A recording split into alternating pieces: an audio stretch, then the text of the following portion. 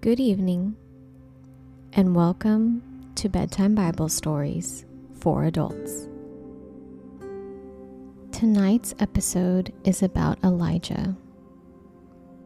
Elijah was a prophet of God who lived in Israel during a time when many people had turned away from God. He was known for his strong faith and simple way of life.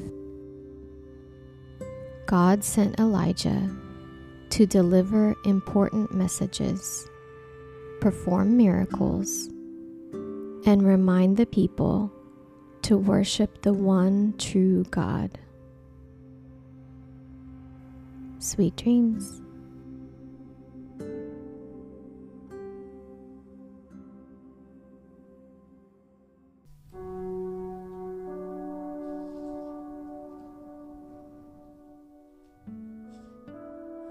Take a deep breath in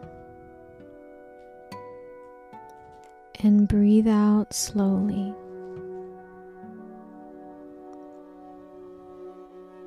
Relax your forehead and brow.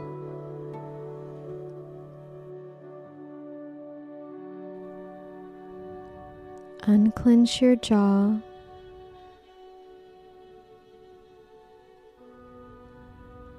Deep breath in and exhale slowly.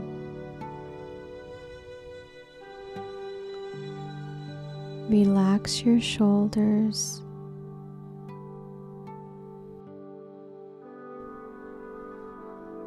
Tilt your head from side to side,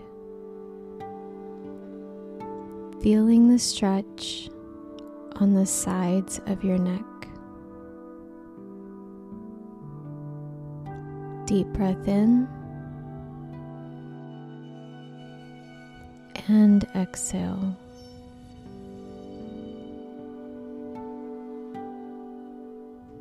Another deep breath in and exhale.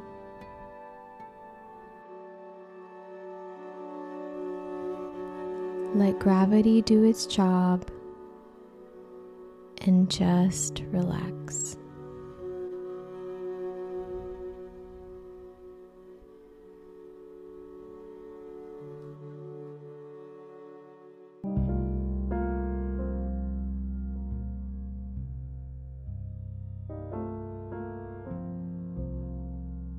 Now Elijah, who was from Gilead, told King Ahab, "As surely as the Lord, the God of Israel, lives, the God I serve, there will be no dew or rain during the next few years until I give the word." Then the Lord said to Elijah, "Go to the east and hide by Kerith Brook, near where it enters the Jordan River. Drink from the brook and eat what the ravens bring you, for I have commanded them to bring you food." So Elijah did as the Lord told him, and camped beside Kerith Brook, east of the Jordan. The ravens brought him bread and meat each morning and evening, and he drank from the brook. But after a while, the brook dried up, for there was no rainfall anywhere in the land. Then the Lord said to Elijah, "Go and live in the village of Zarephath, near the city of Sidon. I have instructed a widow there to feed you." So he went to Zarephath. As he arrived at the gates of the village, he saw a widow gathering sticks, and he asked her, "Would you please bring me a little water in a cup?" As she was going to get it, he called to her, "Bring me a bite of bread too." But she said, "I swear by the Lord your God that I don't have a single piece of bread in the house, and I only have a handful of flour left in the jar, and a little cooking oil in the bottom of the jug. I was just gathering a few sticks to cook this last meal, and then my son and I will die."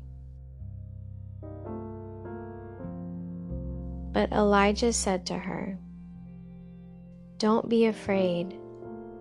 Go ahead and do just what you've said, but make a little bread for me first. Then use what's left to prepare a meal for yourself and your son.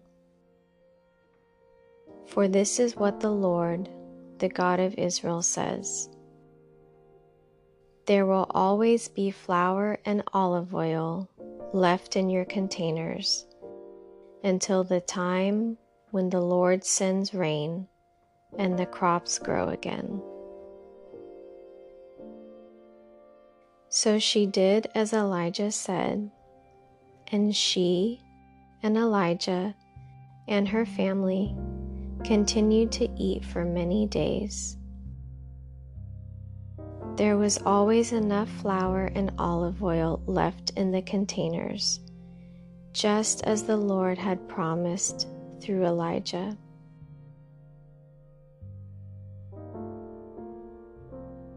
Some time later, the woman's son became sick. He grew worse and worse, and finally he died.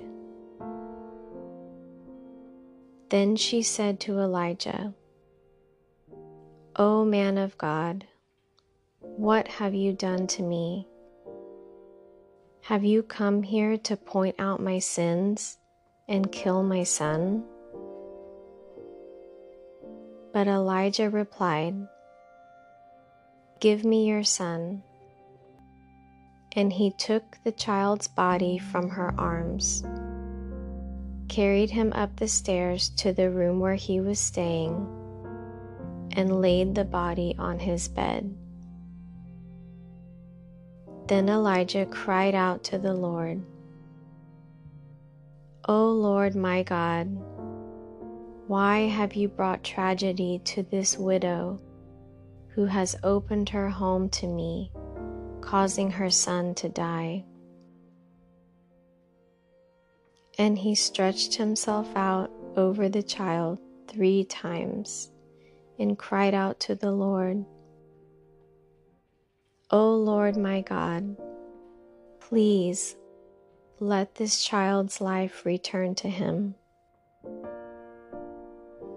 The Lord heard Elijah's prayer, and the life of the child returned, and he revived. Then Elijah brought him down from the upper room and gave him to his mother. "Look," he said, "your son is alive."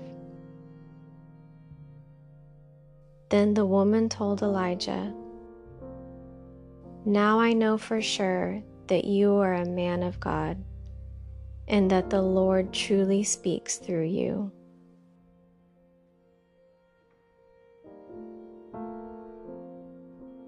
Later on, in the 3rd year of the drought, the Lord said to Elijah, "Go and present yourself to King Ahab. Tell him that I will soon send rain." So Elijah went to appear before Ahab. Meanwhile, the famine had become very severe in Samaria. So Ahab summoned Obadiah, who was in charge of the palace. Obadiah was a devoted follower of the Lord. Once, when Jezebel had tried to kill all the Lord's prophets, Obadiah had hidden 100 of them in 2 caves. He put 50 prophets in each cave and supplied them with food and water. Ahab said to Obadiah, "We must check every spring and valley in the land to see if we can find enough grass to save at least some of my horses and mules." So they divided the land between them. Ahab went one way by himself, and Obadiah went another way by himself. As Obadiah was walking along, he suddenly saw Elijah coming toward him.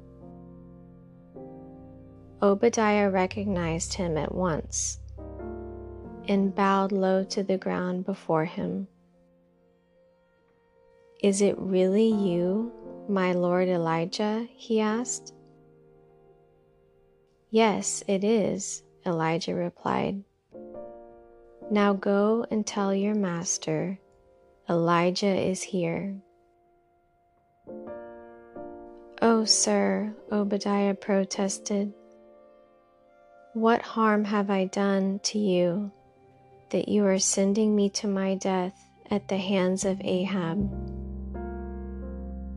For I swear by the Lord your God that the king has searched every nation and kingdom on earth from end to end to find you." And each time he was told, "Elijah isn't here," King Ahab forced the king of that nation to swear to the truth of his claim. And now you say, "Go and tell your master, Elijah is here." But as soon as I leave you, the Spirit of the Lord will carry you away to who knows where. When Ahab comes and cannot find you, he will kill me. Yet I have been a true servant of the Lord all my life. Has no one told you, my Lord, about the time when Jezebel was trying to kill the Lord's prophets? I hid 100 of them in 2 caves and supplied them with food and water. And now you say, "Go and tell your master, Elijah is here." Sir, if I do that, Ahab will certainly kill me. But Elijah said, "I swear by the Lord Almighty, in whose presence I stand, that I will present myself to Ahab this very day." So Obadiah went to tell Ahab that Elijah had come, and Ahab went out to meet Elijah. When Ahab saw him, he exclaimed, "So is it really you, you troublemaker of Israel?" "I have made no trouble for Israel," Elijah replied. "You and your family are the troublemakers, for you have refused to obey the commands of the Lord and have worshipped the images of Baal instead. Now summon all Israel to join me at Mount Carmel, along with the 450 prophets of Baal and the 400 prophets of Asherah who are supported by Jezebel." So Ahab summoned all the people of Israel and the prophets to Mount Carmel. Then Elijah stood in front of them and said, "How much longer will you waver, hobbling between two opinions? If the Lord is God, follow him. But if Baal is God, then follow him." But the people were completely silent. Then Elijah said to them, "I am the only prophet of the Lord who is left, but Baal has 450 prophets. Now bring 2 bulls. The prophets of Baal may choose whichever one they wish and cut it into pieces and lay it on the wood of their altar, but without setting fire to it. I will prepare the other bull and lay it on the wood on the altar, but not set fire to it. Then call on the name of your God, and I will call on the name of the Lord. The God who answers by setting fire to the wood is the true God." And all the people agreed. Then Elijah said to the prophets of Baal, "You go first, for there are many of you. Choose one of the bulls and prepare it and call on the name of your God. But do not set fire to the wood." So they prepared one of the bulls and placed it on the altar. Then they called on the name of Baal from morning until noontime, shouting, "O Baal, answer us." But there was no reply of any kind. Then they danced, hobbling around the altar they had made. About noontime, Elijah began mocking them. "You'll have to shout louder," he scoffed, "for surely he is a god. Perhaps he is daydreaming, or is relieving himself. Or maybe he is away on a trip, or is asleep and needs to be wakened." So they shouted louder, and following their normal custom, they cut themselves with knives and swords until the blood gushed out. They raved all afternoon until the time of the evening sacrifice. But still there was no sound, no reply, no response. Then Elijah called to the people, "Come over here." They all crowded around him as he repaired the altar of the Lord that had been torn down. He took 12 stones, one to represent each of the tribes of Israel, and he used the stones to rebuild the altar in the name of the Lord. Then he dug a trench around the altar, large enough to hold about 3 gallons. He piled wood on the altar, cut the bull into pieces, and laid the pieces on the wood. Then he said, "Fill 4 large jars with water, and pour the water over the offering and the wood." After they had done this, he said, "Do the same thing again." And when they were finished, he said, "Now do it a 3rd time." So they did as he said, and the water ran around the altar and even filled the trench. At the usual time for offering the evening sacrifice, Elijah the prophet walked up to the altar and prayed,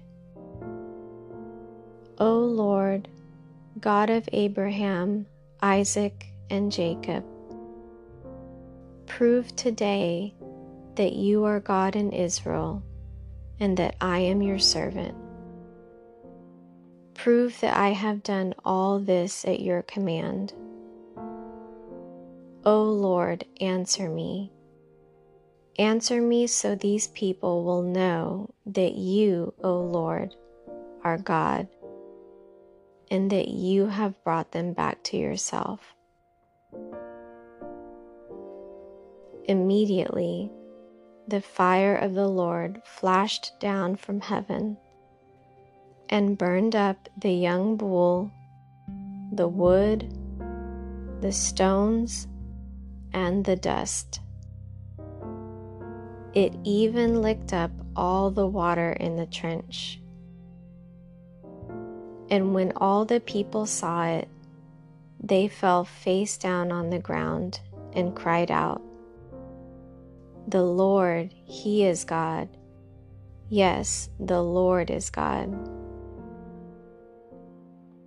Then Elijah commanded, "Seize all the prophets of Baal. Don't let a single one escape." So the people seized them all, and Elijah took them down to the Kishon Valley and killed them there.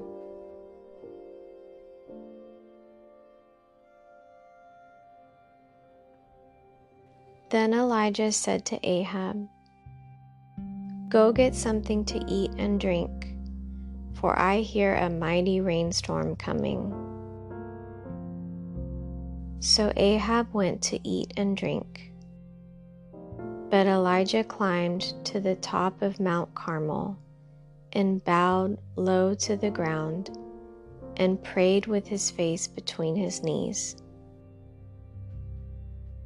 Then he said to his servant, "Go and look out toward the sea." The servant went and looked, then returned to Elijah and said, "I don't see anything." 7 times Elijah told him to go and look. Finally, the 7th time, his servant told him, "I saw a little cloud about the size of a man's hand rising from the sea."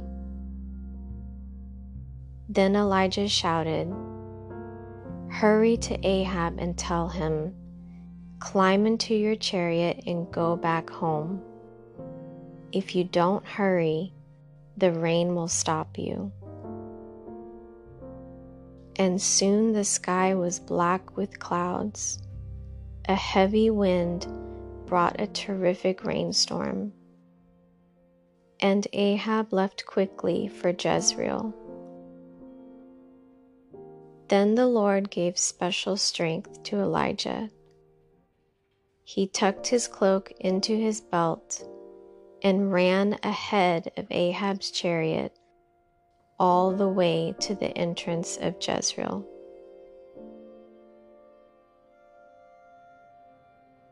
When Ahab got home, he told Jezebel everything Elijah had done, including the way he had killed all the prophets of Baal. So Jezebel sent this message to Elijah: "May the gods strike me and even kill me if by this time tomorrow I have not killed you just as you killed them." Elijah was afraid and fled for his life. He went to Beersheba, a town in Judah, and he left his servant there. Then he went on alone into the wilderness, traveling all day. he sat down under a solitary broom tree and prayed that he might die. "I have had enough, Lord," he said. "Take my life, for I am no better than my ancestors who have already died." Then he lay down and slept under the broom tree. But as he was sleeping, an angel touched him and told him, "Get up and eat." He looked around, and there beside his head was some bread baked on hot stones and a jar of water. So he ate and drank and lay down again. Then the angel of the Lord came again and touched him and said, "Get up and eat some more, or the journey ahead will be too much for you." So he got up and ate and drank, and the food gave him enough strength to travel for 40 days and 40 nights to Mount Sinai, the mountain of God. There he came to a cave where he spent the night. But the Lord said to him, "What are you doing here, Elijah?" Elijah replied, "I have zealously served the Lord God Almighty, but the people of Israel have broken their covenant with you, torn down your altars, and killed every one of your prophets. I am the only one left, and now they are trying to kill me too. Go out and stand before me on the mountain," the Lord told him.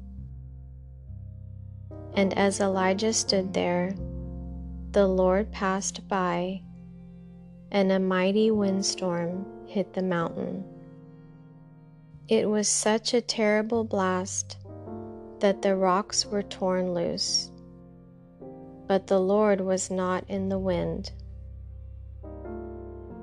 After the wind, there was an earthquake, but the Lord was not in the earthquake. And after the earthquake, there was a fire, but the Lord was not in the fire. And after the fire, there was the sound of a gentle whisper. When Elijah heard it, he wrapped his face in his cloak and went out and stood at the entrance of the cave. And a voice said, "What are you doing here, Elijah?" He replied again, "I have zealously served the Lord God Almighty, but the people of Israel have broken their covenant with you, torn down your altars, and killed every one of your prophets. I am the only one left, and now they are trying to kill me too." Then the Lord told him, "Go back the same way you came and travel to the wilderness of Damascus. When you arrive there, anoint Hazael to be king of Aram. Then anoint Jehu, grandson of Nimshi, to be king of Israel.